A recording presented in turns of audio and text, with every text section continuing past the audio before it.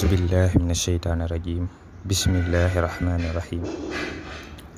ربي اشرح لي صدري ويسر لي أمري واحلل عقدة من لساني يفقهوا قولي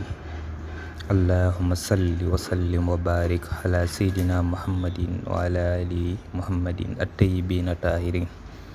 وصل على المؤمنين والمؤمنات والمسلمين والمسلمات mbokk tey dama lay jox ñaan gu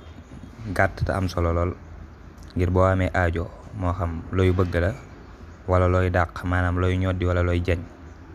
boo ñaanee ñaan gi suñu borom dana du la ci seetaan benn yoon li ci gën nag boo koy ñaan nga ñaan ko ci waxtu naafila masalan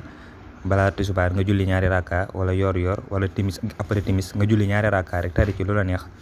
boo paree nga yëkkati say loxo wax ñaan gi may bëgg a wax mooy laa ilaha illallahul halimul karimu subhanallahi rabbil harsil azimi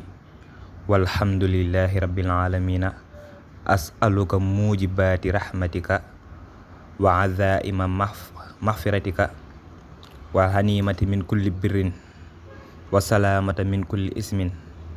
la tadhu ila dhanban ila ghafartahu wala hamman ila faridtahu wala hajatan hiya laka ridan ila hadaytaha ya arhamar rahimina loolu mooy ñaan gi